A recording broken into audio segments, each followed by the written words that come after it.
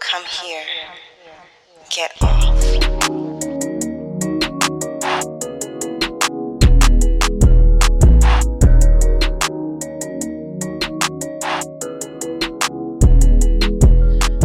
Hey y'all, so welcome to this week's episode of season 5 of the Turn On. Today we are reading You Make Me Feel. You Make Me Feel by Tucora Monique. And it was published in 2021, so sit back, relax, get your wine, your weed, whatever you need, and enjoy.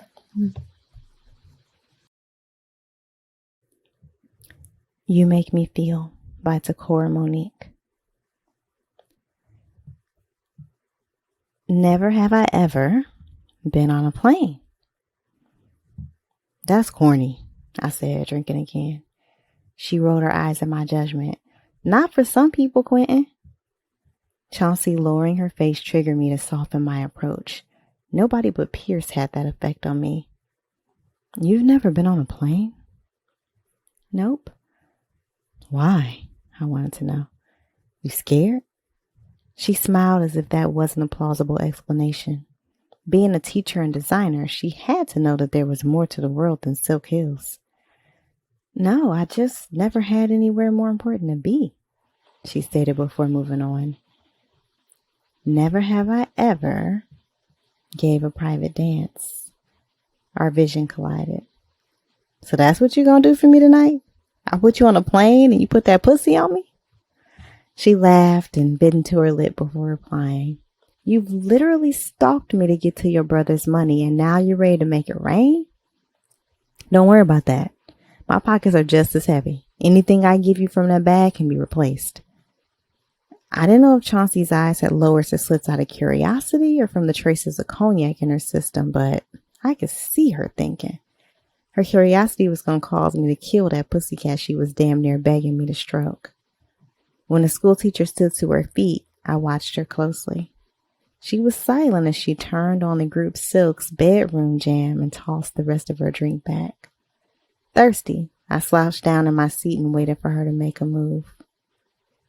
Unzip me, she ordered, pointing to the zipper directly under her arm. Slowly, I slid the small piece of metal down Chauncey's side and inhaled her seam when her dress fell to the floor.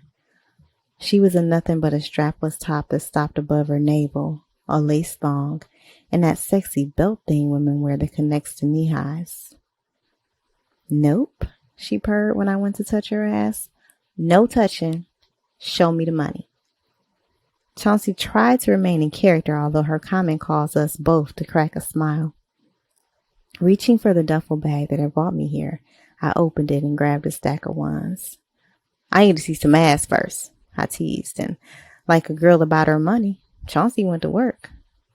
Confidence led her hips and lust I could see coming off her skin kept the sexy lady moving for 2.5 songs before I couldn't stand it. Put that ass in my face, I demanded, prompting my dancer to take a few steps backward. My mouth watered as I focused on the stretch marks adorning her round cheeks. I didn't warn her before sliding my tongue up her cheek and biting into her. What? You know what.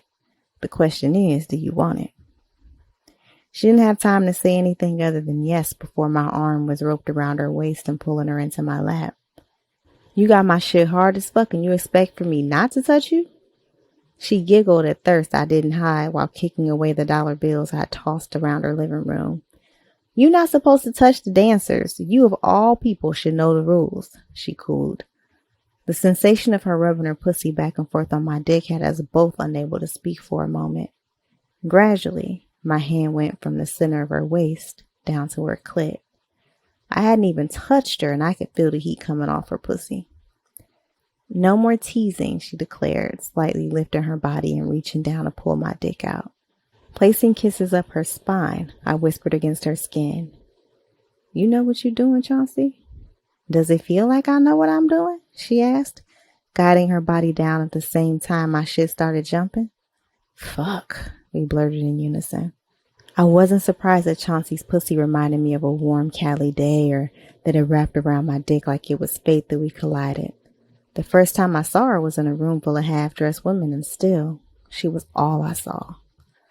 Like a pro, Chauncey put her hands on her knees and twerked her ass like I was still tossing dollars. One hand on each of her hips, I squeezed her waist as tight as she could stand while shutting my eyes. The sight of two fat-ass cheeks and the sensation of a juicy pussy was a formula for a quick nut. I didn't know where the pretty teacher and I would go after tonight, but I knew I wanted this moment with her to last. Work that dick, you climbed on it, I encouraged, smacking her ass and delivering strokes beneath her that matched her rhythm. We completely dismissed the ratchet joint Chauncey was slow winding to and created a pace that had us both moaning and cursing. Our pleasure and the sound of our skin crashing echoed in competition. I knew you would feel this good, I admitted, looping an arm around her midsection. Slowly, my fingers inched down her body and directly to her pussy. With my thumb and index finger, I spread her lips apart and massaged Chauncey's clit since it was poking and waiting for my attention. I rubbed and fucked the pretty lady for only minutes before she was catching her first nut and crying out my name. Fuck me harder, Q, she growled, reaching around and grabbing a handful of my hair. Normally, the gesture would make me feel like a trick, but that shit was sexy as fuck, especially when the tightness of her hold matched the contracting her pussy was doing. Damn, that pussy squeezing, see? I moaned, sucking on her neck as if something as sweet as her scent would come rushing from her pores and land on my tongue. Noticing her bouncing had turned into a steady grind, I pulled Chauncey back so her back was pressed against my chest. Giving her a break, I stopped playing with her nub and gave her nipples some attention as she came down from her high. Fuck you. You gonna make me come again, she whispered, her chest rising and falling faster. Go ahead. That pussy already leaking on my dick. You couldn't hold back if you wanted to, I replied, feeling my own nut filling the head of my dick. You gonna let me suck on that pussy? She didn't utter a word. Instead, she leaned her head so it was resting on my shoulder and, like a freak, she stuck her tongue out for me to take. I knew your dick would feel like heaven. Yeah, I said, staring at her just as intently as she did me. And now it's time for me to see what that pussy tastes like.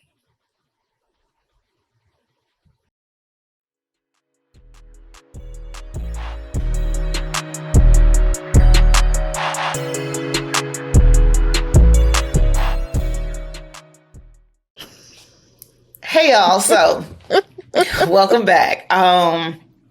Thank you, Kenrya, for reading that rendition. No, thank you for reading the excerpt. Okay, so a little background on the story. The book opens with this chick, Chauncey. She is like having an argument with her man, and he's like, you know, she's like, you ain't shit. You always do this. He's like, please, baby, please.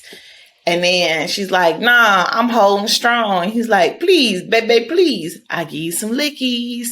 So then he starts to give her lickies and she's like, okay. And just as they get good, doom, doom, doom, doom, doom.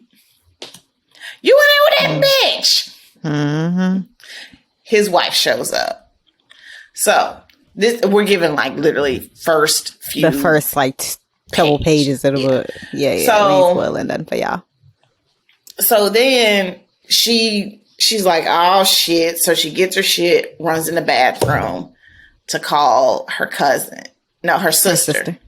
Mm-hmm. And her sister's like, girl, this nigga ain't shit. We told you to leave him alone. You should have stopped fucking with him when he left you after you miscarried the baby and then showed back up after you had the baby, after you lost the baby. No, he left you when you got pregnant. And then showed back up when you miscarried the baby. After she miscarried. I was like, ooh, this nigga is wild. Sister's like, and so we like, oh, this some shit, right? Mm-hmm. But even in her wrongness, her sister was like, all right, bitch, I'll be there in 20. I'm on my way. Right? So there's that. There's Chauncey. So then there is Quentin. his part of the book opens where he's like in this like board meeting. You can tell Quinn fine as frog hair. Nigga fine as fuck. So Quinn, he in his meeting and he gets a call and his assistant's like, your niece is on the phone. He's like, a little weird till I call her back. The assistant's like, no, nigga, your niece is on the phone. Calls his niece, come to find out, niece and her brother walking home from school, pulled up, saw that daddy and mama getting carted off by the cops, right? Mm-hmm. So he's like, oh shit, gotta go handle some business.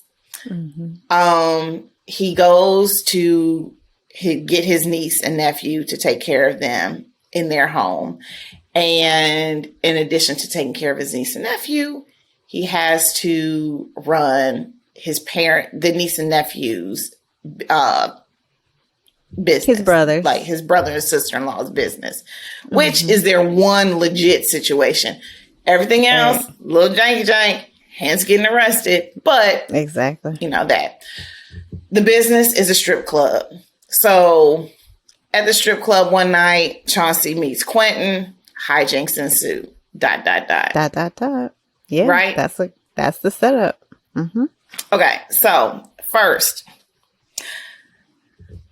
we're going to discuss having a ride or die best friend, or sister, or person. Right? Yeah. I thought it was very. It was very realistic because it's like a true friend gonna help. Like, they gonna, unless it's like some shit where it's like, bitch, I stayed picking you up from a bank that you done robbed. But generally, a true friend, at least me, I'm gonna be like, bitch, I done told you this ain't right. I done told you not to do this. Okay, I'm picking you up. I'll be there in 20, right? Mm-hmm. Like, yeah, that's how you do it, right? As a good friend. That's how you do it. And so, yeah, it rang really true when her sister was like, bitch, like, again? I'm on my way. I'm here for it because we all have friends where we like, this bitch is wrong.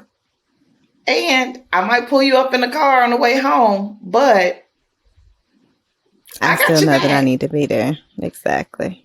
Yeah. So we got a little crew of those people who I am willing to do that for.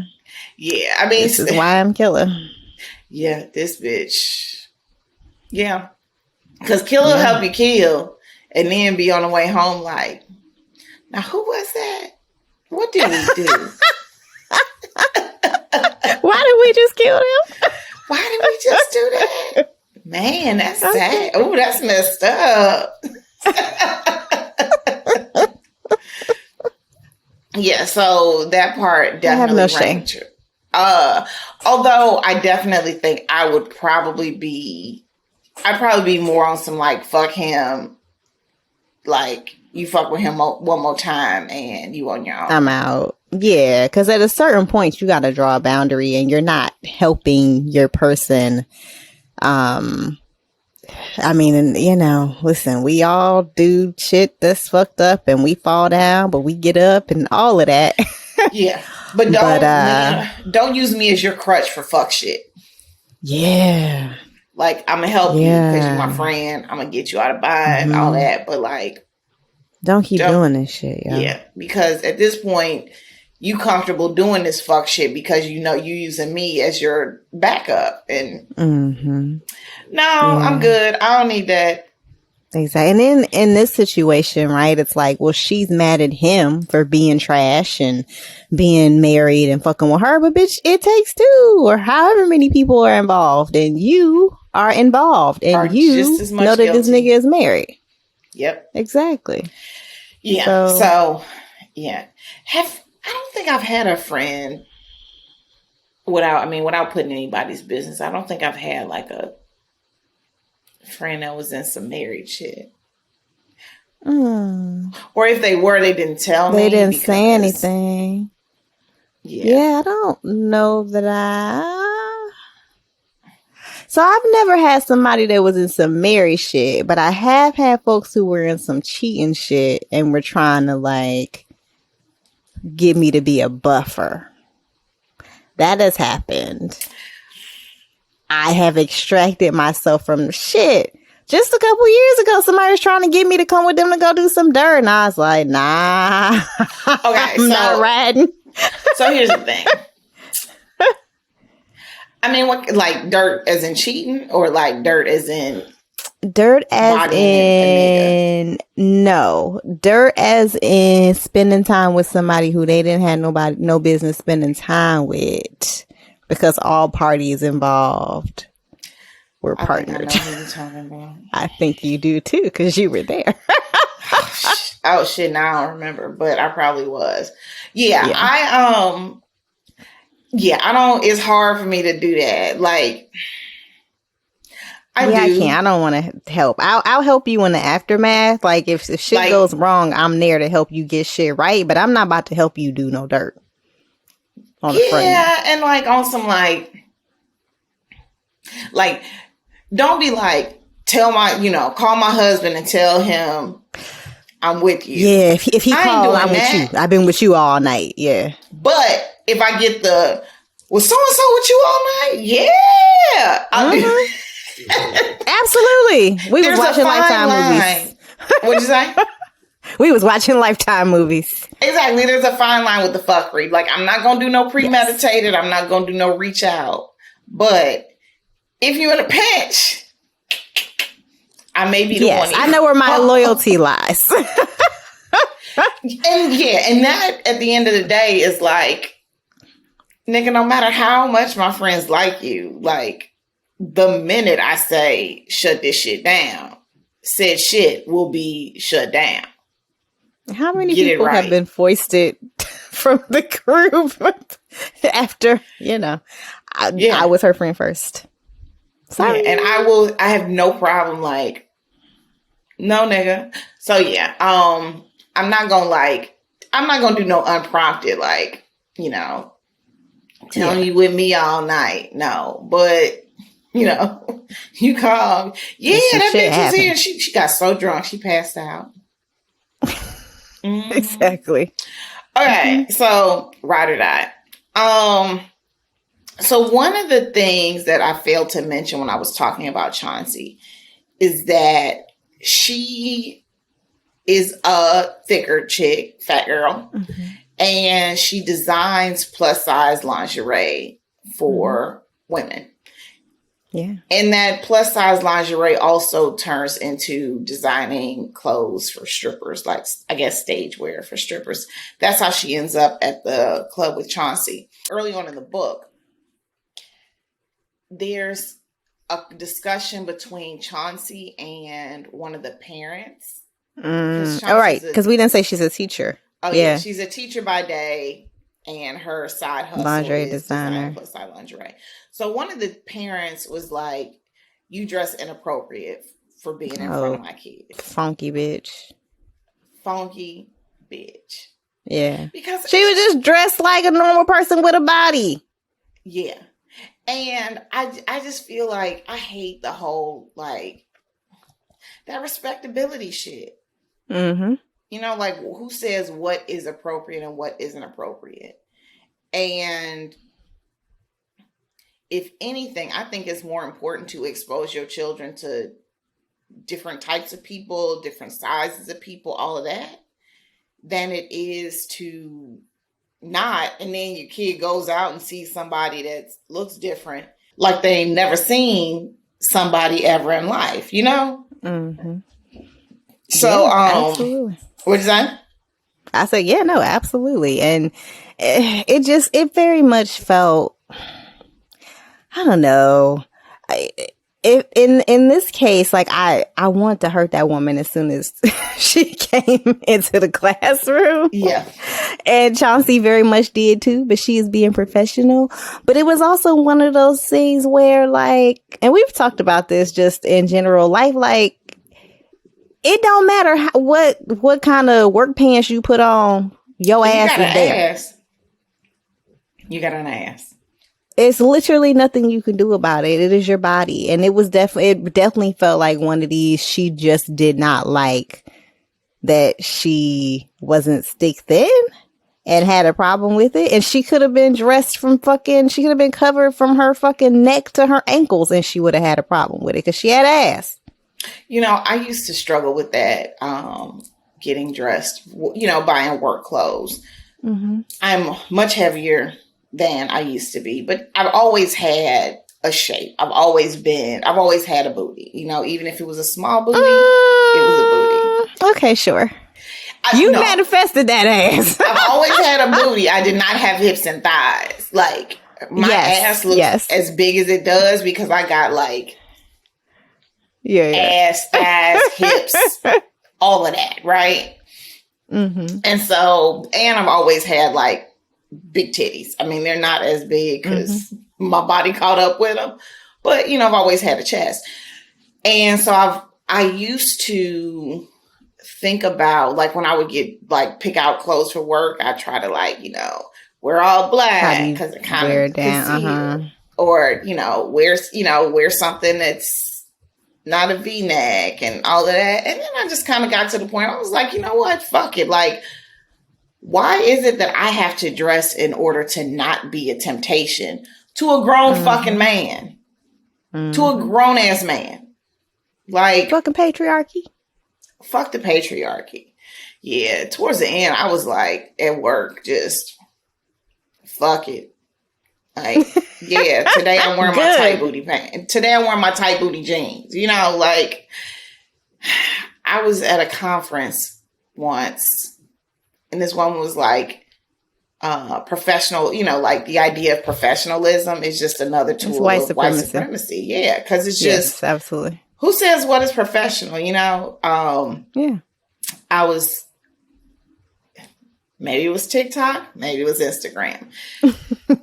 There was this guy on, and he was talking about how he like doesn't buy Italian suits anymore. He buys those like African things with the it's like a shirt with the and the notch and anyway, he wears like more traditional African clothing. I even hate saying African because I can't pinpoint a country. Because I sound like Nas in Belly. We're going to Africa. We're going to Africa. That's far. But yeah, so but yeah, and I was like, yo, that's true. You know, like, as long as you feel good, that's what we, and you ain't leaving a nipple in somebody's soup. Really, what's not professional? Exactly. Yeah, and then this also just kind of begs a bigger question, like, who's teaching our kids? And it's wild to put it like that, being that we're talking about a teacher. But I think that, you know, like, again, like I said, it's important for kids to see all types of people so that they're not staring at people, or they know how to, like, interact with people that are different from them, you know? So, yes, it's important for kids. I think it's important for kids to see a fat woman in a bodycon dress. Why? Because I don't need you to be, I mean, I have people in my life like this that, like, we go out, we see somebody different, and they like, girl, look. And I'm like, nigga, calm down. Let's not. Yeah. And some of it is just, a large part of it is just they ain't used to, they've never seen some shit like this. And so now they're like, oh my God, this is a scandal, you know? But even asking, like, who's teaching our kids? Like, kids go to school to learn facts, right? The values come when they are, you know, like, from home. They should come at home. Yes. Yeah. They should come from home. I mean, like, if you in Texas, it's a whole different story. But, you know, like, the values should come from home. Or if you're in New York, where your book was recently banned. Yeah, but, like, that's really funny to me. Yeah, because it's like, these are a set of facts. And let's not, you know, like, let's not conflate facts with values. I mean, even thinking about being a sex ed educator, I took a how to teach sex ed without getting fired class. course. And this woman was like, I make sure I explain to parents when we talk about sex ed, I'm teaching children the facts, the mechanics of sex. Like, this is what happens. This is how this works. I'm not teaching values. That's for you to teach at home, And it's so wild because people, when it gets to those like dicey areas, things that aren't normally discussed, then people add their own shit on top of it. Their own shit on top of it, And that's what makes they assume. I think, and we've talked about this a bit, like they assume that values are being taught at school, right? Which is how you end up with this situation where, for better or for worse, like you have schools that do abstinence only because you have parents who are like, I don't want them teaching my kids about, teaching them to be gay or whatever the fuck it is that these people think is wrong with teaching your kids anything other than don't have sex. Did you know in a number of states, I want to say it's like 8, between 8 and 15. I can't remember the number. But in certain states in the U.S., there is no like requirement that sex ed has to be based in fact. Like, so what the fuck is it based in? Like religion or something? There's no requirement that says sex ed has to be factual. It's not, but in some states. So that's like me getting up and saying, okay, y'all, I'm going to teach math. And today in math, we're going to teach 3 + 3 = 5. And there's no repercussions because we don't have to teach facts. Isn't that fucking scary? It is scary. So, God damn. And a reminder that the onus for teaching our children, like, starts with us. Yeah, and we can't be so afraid of it. Like, we can't afford to be afraid of these things because if we don't do it, our kids are going to get it from, like, their cousin that has a Pornhub subscription. Which can be part of a healthy, learning process. But damn, you need some facts before you seeing somebody throwing that ass back. I would hope. Before throwing that ass back. That's all we need. That's all we talking about. Yeah. Damn. Yeah. Cause I think back, that was not what was happening in my family. Like, and we've talked a bit about like talking to elders about sex and, we told some stories, but there was I know that my dad relied on me learning from school. And also I was curious. So I was taking out books at the library and reading what I wanted to know. Like that was how I learned about shit beyond what we, had in sex ed. But even then there wasn't the like, you can only learn but so much in a book. There are like conversations and, like having these open discussions. Yeah. You can, you still learn. You're still learning from that. And that's that part that a lot of people are missing because also learning shit in a book and not having anybody to like give you bounce context. These ideas off of. Yeah. It's kind of like meeting niggas that, read a lot, but don't talk to people a lot because they like pronouncing shit the wrong way. Fucking weird. Oh, well, but that's fine. Yeah. I mean, I'm not saying anything's wrong with it because shit, you doing more than some, but like you can tell that like, okay, this is great, but you haven't connected the book to like real life in any way, shape or form. I mean, and I'm the first one to be, prove myself as an example. I read the whole Harry Potter series thinking that girl's name was Hermione. Until you saw a movie? Yeah, I was like, oh shit. Or maybe I was talking to somebody, but I was like, oh shit. It's Hermione. Yeah. My bad. That's okay.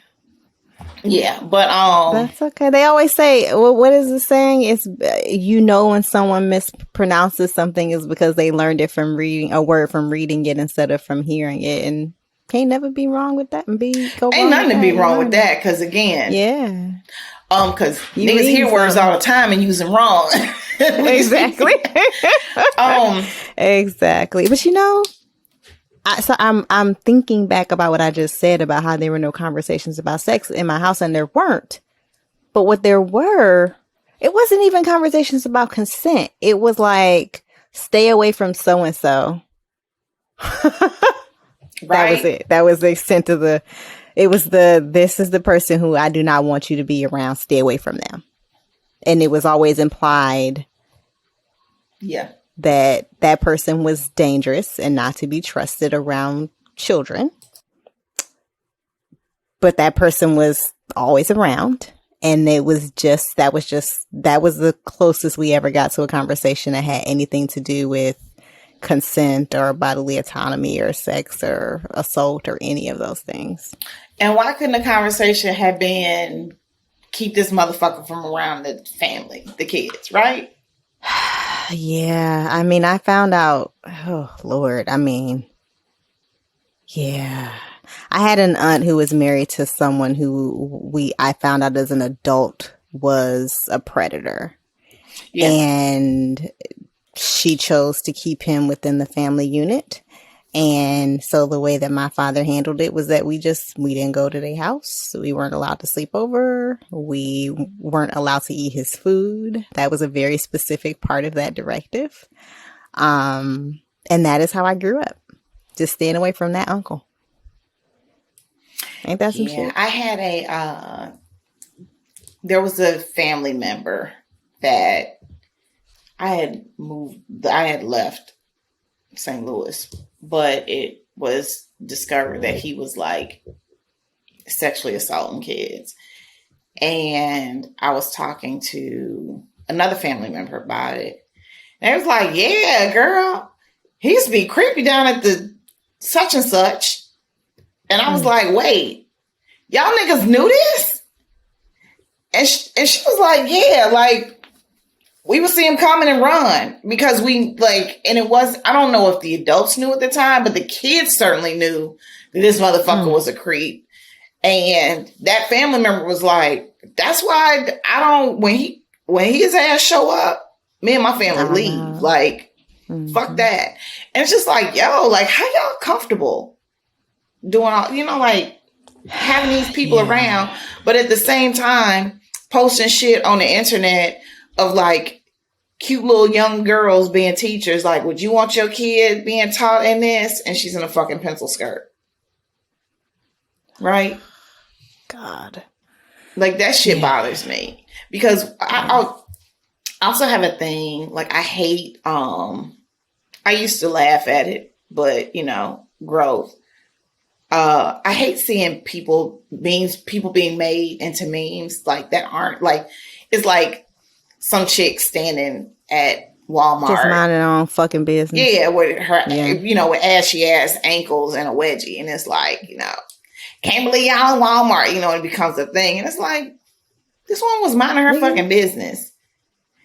And I actually had to stop following certain celebrities because I'm like, I don't even think you realize that this is somebody you like, and you tweeting this shit out to your millions of followers. Like, come on now, dog.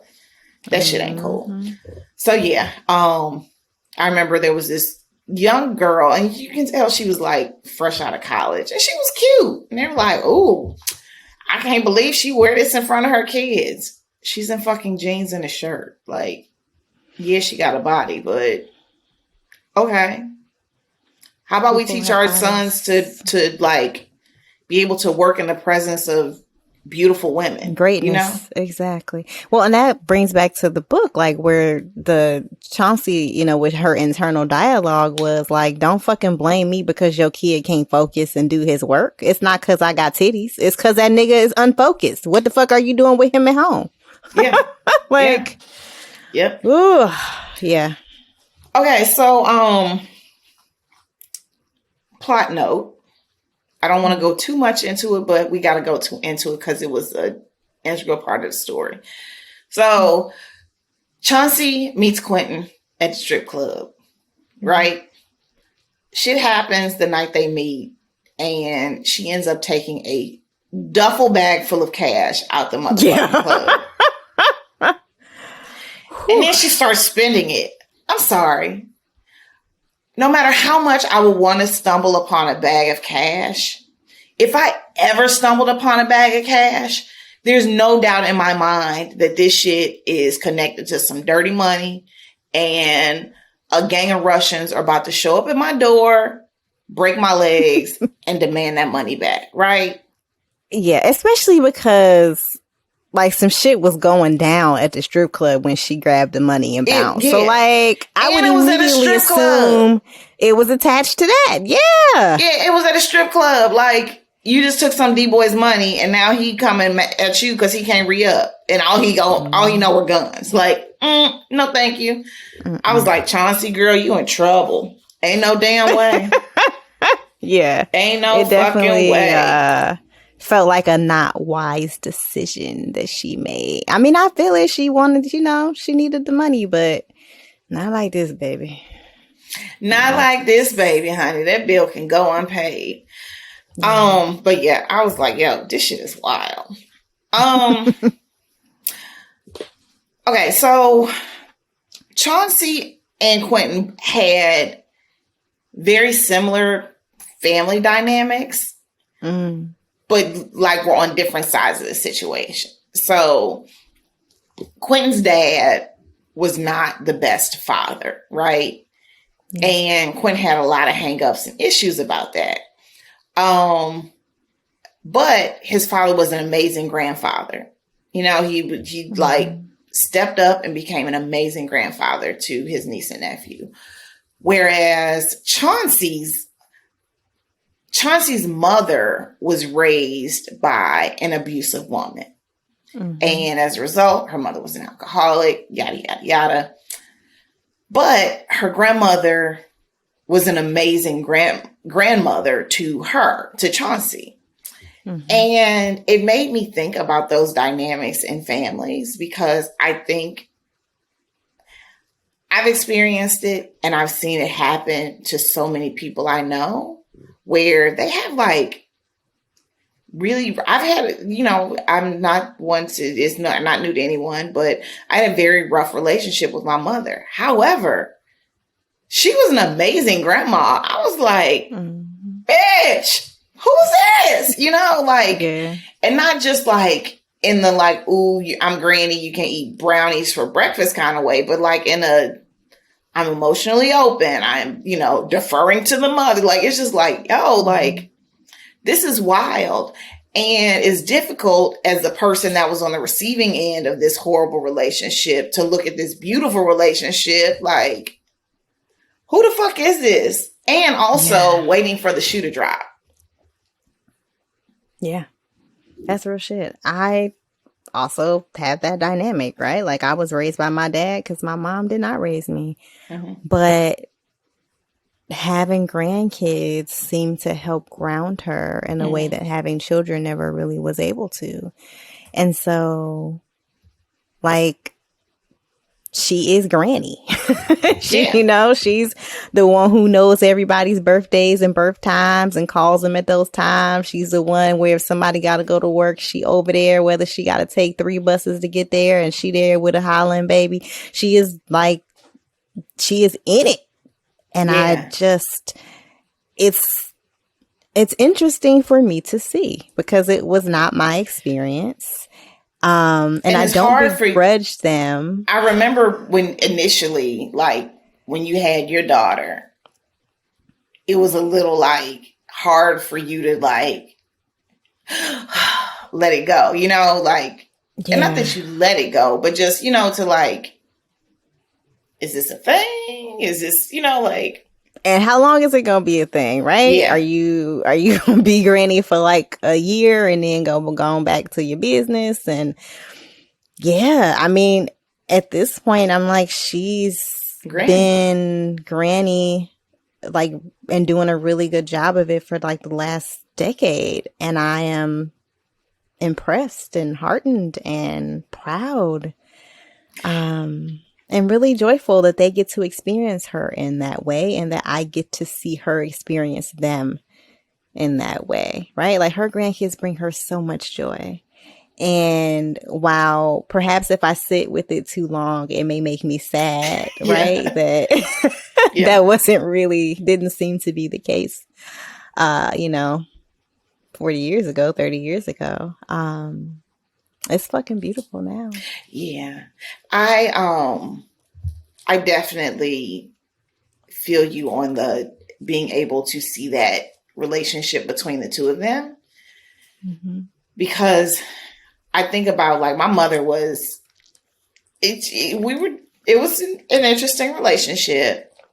When I tell you my nieces and nephews, that girl was in like Flynn. Like my nephew thought my mama was his woman. Like on some, oh no.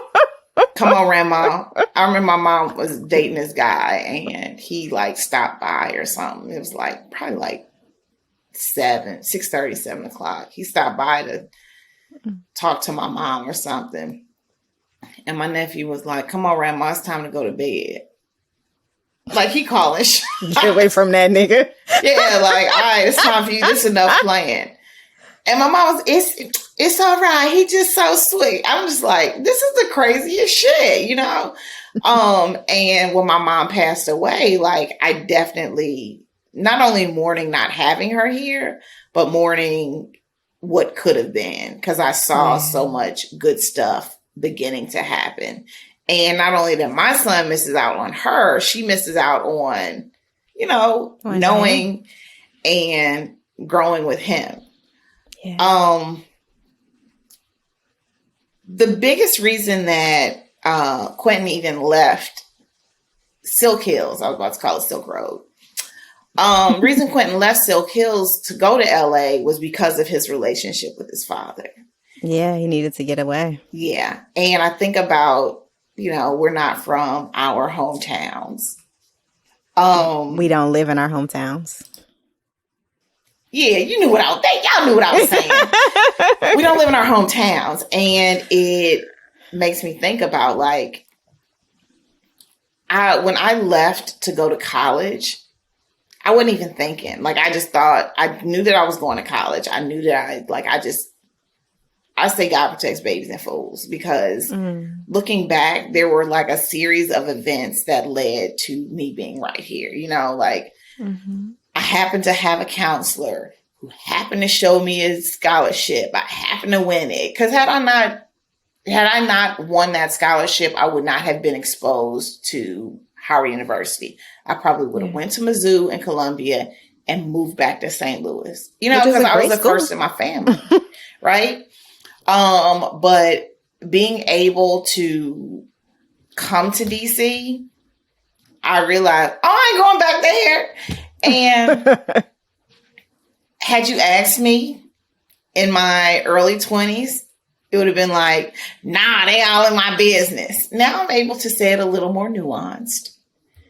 And it's that I wouldn't have been able to be fully myself growing up. I mean, like becoming a woman in the same city as my family, because I love them deeply, but they are very involved. Yeah. And there's no way to not be, and not that it's a good or bad thing. It's just being in the same city, you just got to be there all the time, right? At least until you learn how to set really strong boundaries. And I wouldn't have. Which you're 18, Yeah. When I was applying for schools, I applied to one school in Ohio. So I was a journalism major. And so I only applied to schools that had excellent journalism programs. And so one of them was in Ohio. But I really was like, I got to get the fuck out of this state. And that was how I ended up narrowing down where I ended up going. And for me, my family needs a lot. And especially back then. And I have always been expected. And I think some of it is like being the oldest daughter, or some of it is just the ways that I have always put tough things on my back and kept moving. There's always been this expectation that I would handle things. So even, until I got really great with my boundaries in these last couple of years, like if somebody's electricity was off, they was calling me to help get it back on. If, somebody was fighting, they was calling me to have a conversation to mediate shit Some from shit, states away. Yeah. I ain't even there, bro. Yeah. And that was happening even as a teenager living in Cleveland. And I was like, I can't, when I left, I think a little bit of it was me getting away from that, but even more so, I think it was that I was trying to get toward a version of myself that I didn't think I'd be able to reach being mired in that. I think it can be hard to figure out what you love and what you want to be and how you want to be it when you are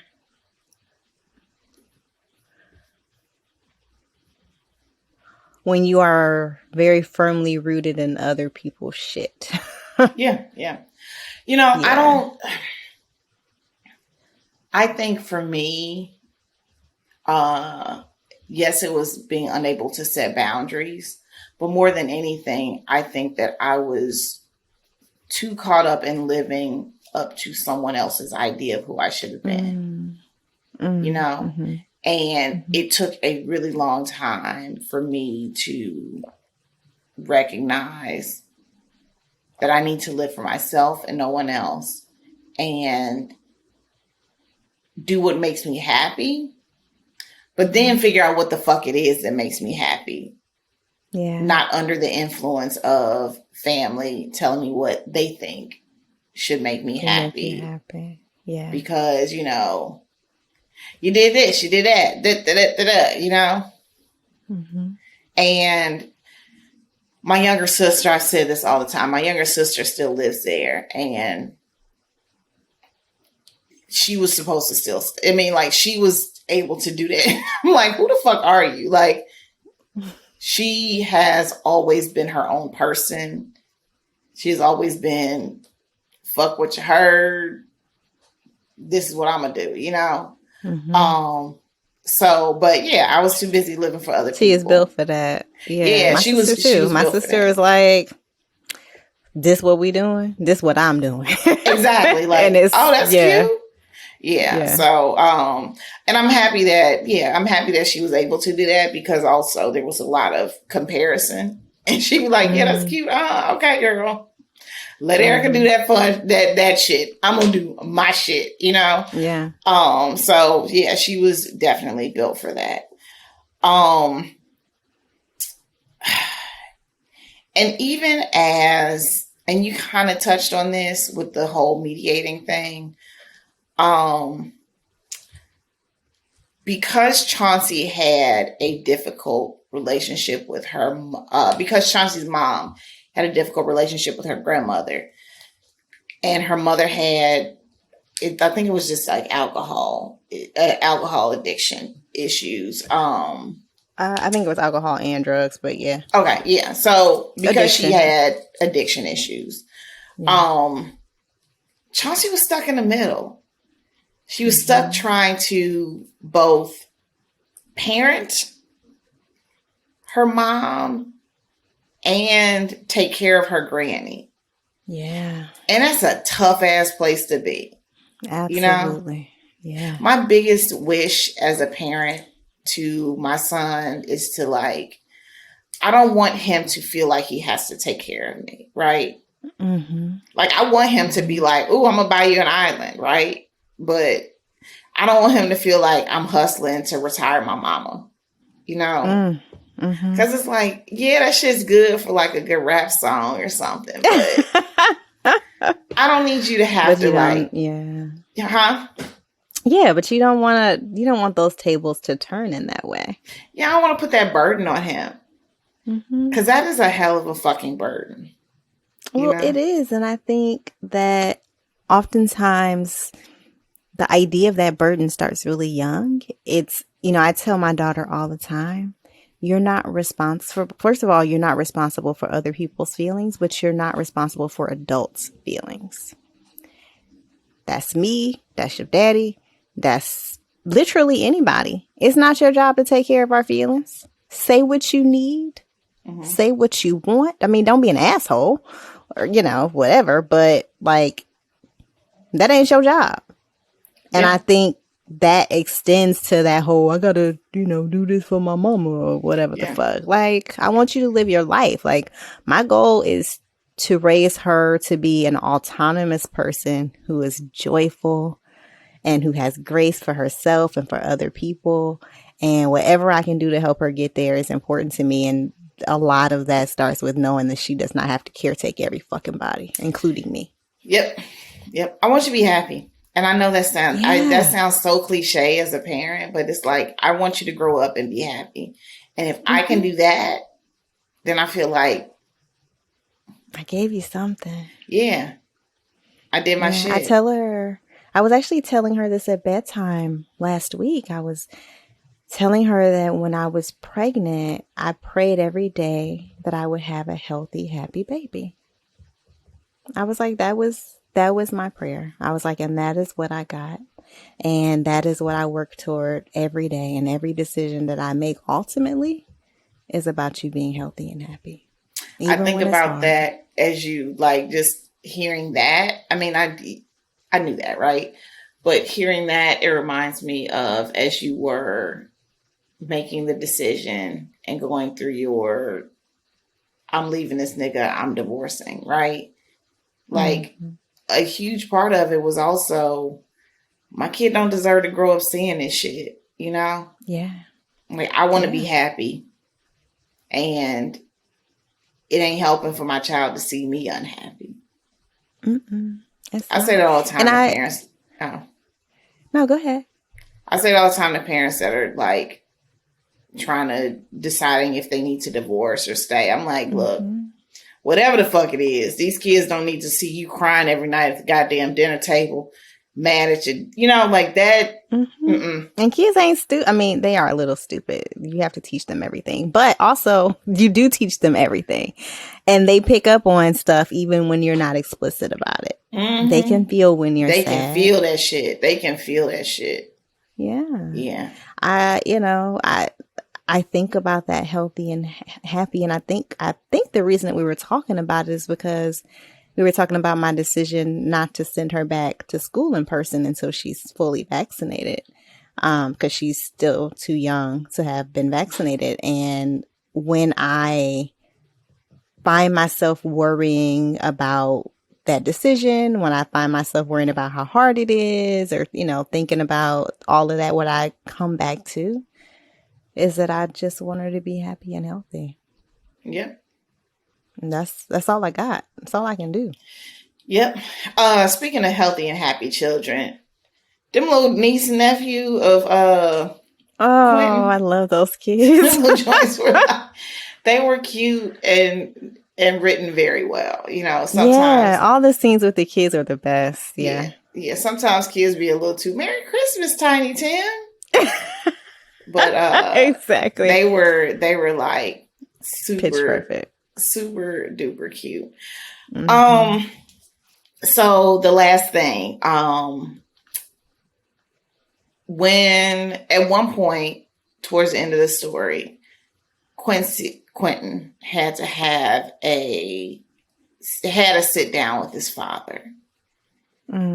And it was very interesting because, again, as someone that had a difficult relationship with her mother, I spent a lot of time hung up on getting an apology or getting some type of like something, acknowledgement or.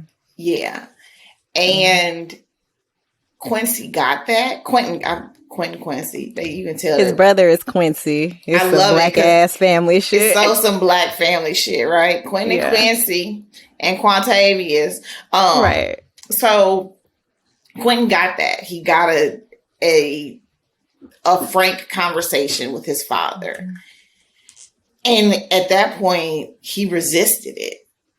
And it makes me wonder, like, damn, like, I spent all these years, like, after my mom passed, like, really a good, thick ass, but Rolling Ray again, a good, thick ass chunk of what I was going through was this, like, unsaid, unhad conversation and apology. And that scene made me think, like, well, damn. Would I had reacted the way I thought I would have? You know? I mean, that's interesting. And I think the answer probably lies in where you were in your own journey, right? Like, would you have been having that conversation a decade ago, or would you have been having that conversation today?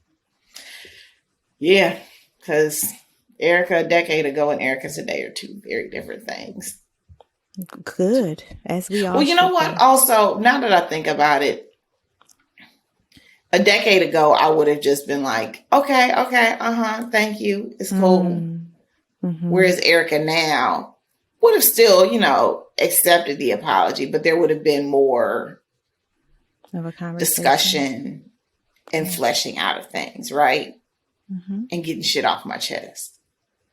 So that's good. Yeah, I mean, my mom is still here, but even though she's got the granny thing, having those frank conversations are still not necessarily to shake. But what I have come to have, I feel like this is just another word we use on every show. What I've come to have is a whole lot of grace. Girl. That I didn't have when I was young. Yeah.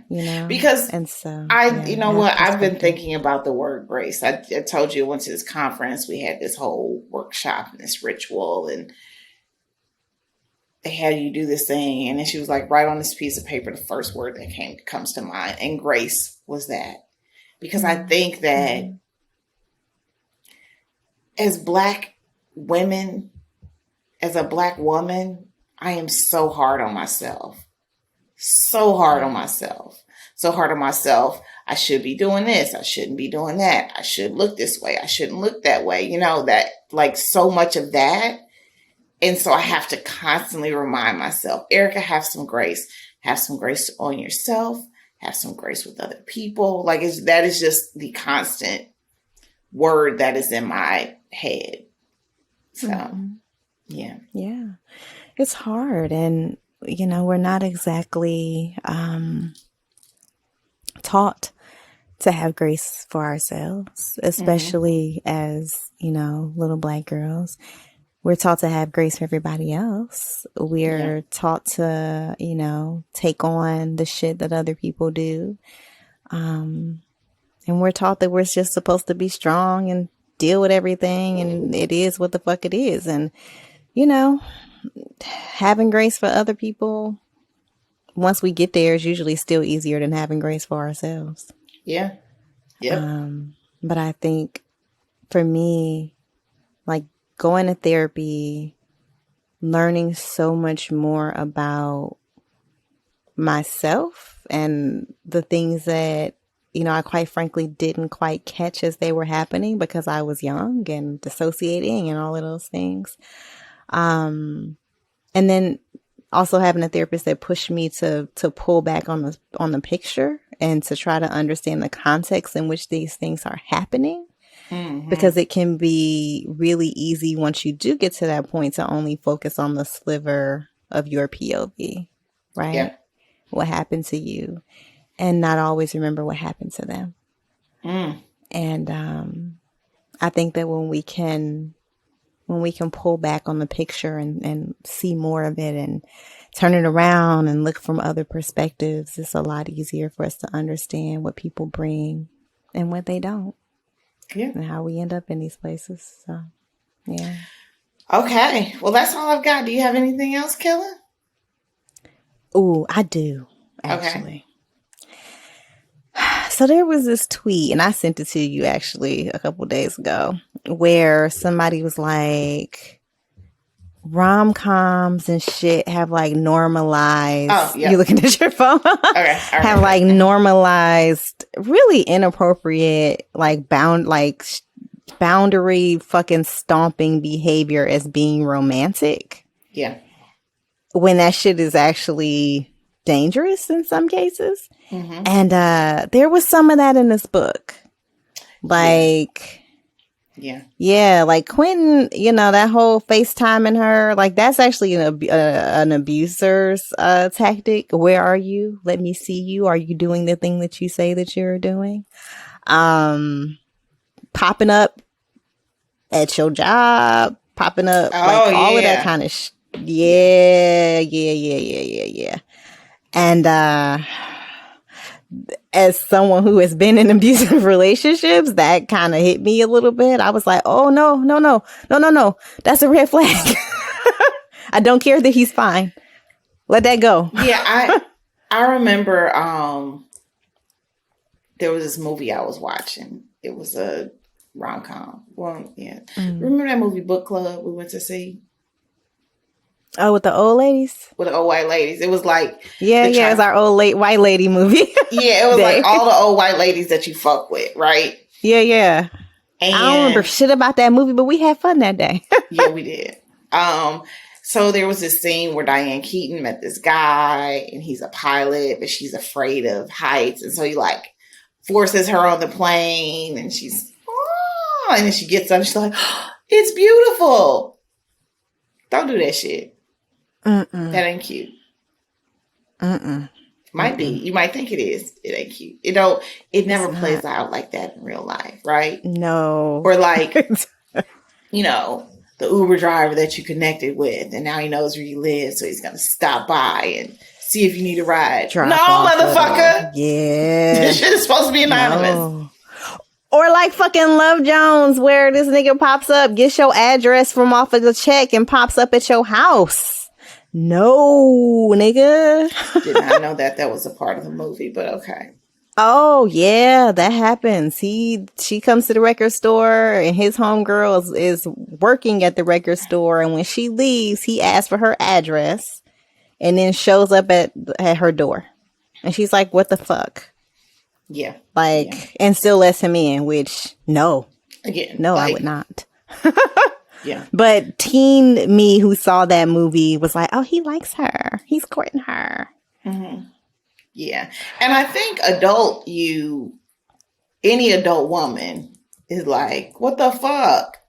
But adult men still think of it like, this gonna wow her. It's like, no, yes. only if you are Lorenz Tate, not even look like, only if you are Lorenz Tate does that shit fly, right? Yeah. And even then, like, nah, nigga, don't do this. I might do that for Lorenz Tate.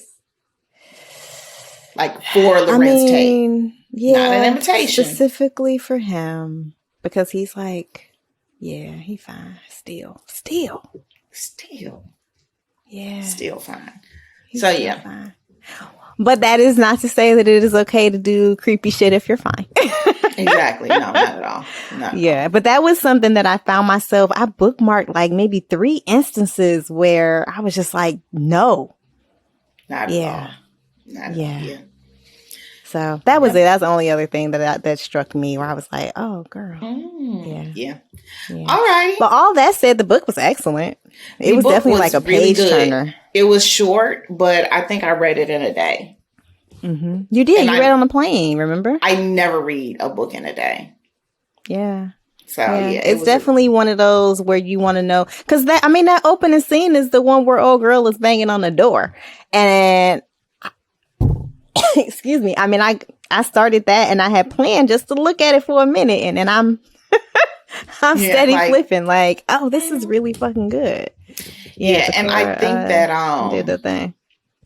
Yeah, it was a good story. Tucora did her damn thing. I actually would love to see, you know what?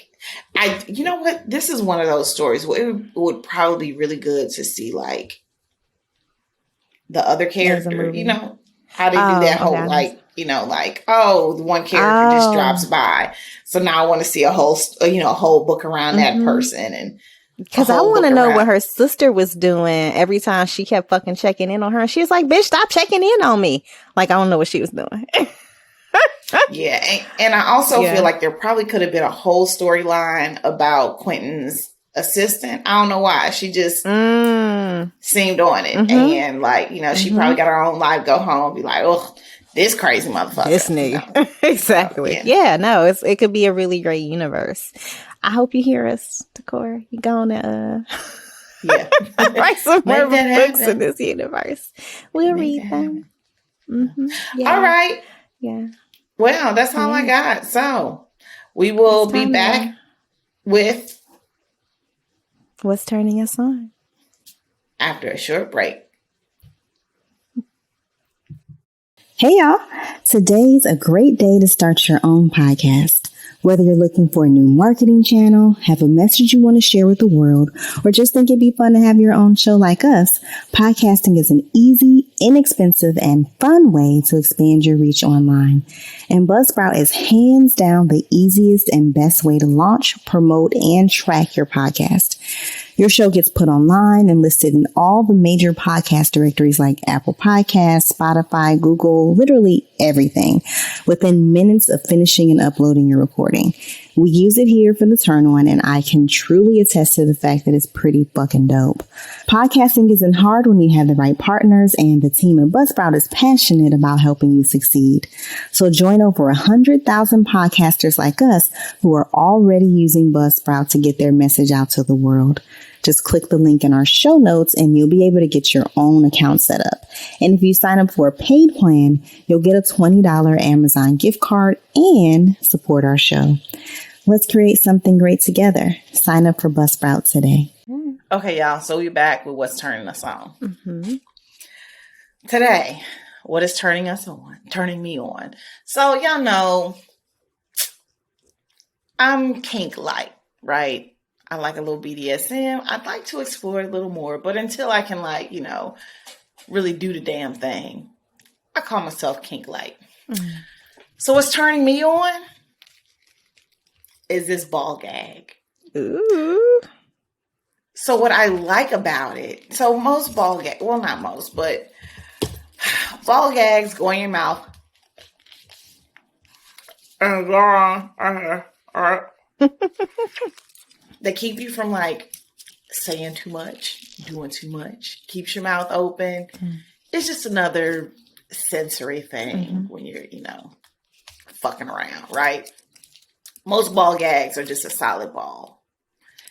And it kind of gets a little scary, you know, if you, like, got too much going on. It gets a little scary. I like this one. Can you see it has, like, little holes in it? So you can breathe. Yeah. Yeah, so you can breathe through it. So one, you can keep it in your mouth a lot longer, because also when you got it in your mouth, you start drooling. Right, it can actually make its way So you can keep it in your mouth a lot longer, and you can breathe with it in, so it doesn't feel so claustrophobic. Yeah, restricted. That's it. I mean, you feel restricted without feeling like scary. So this ball gag, that's breathable. I love it. I've used it once. I plan to put some more miles on this. Good. Yeah, so that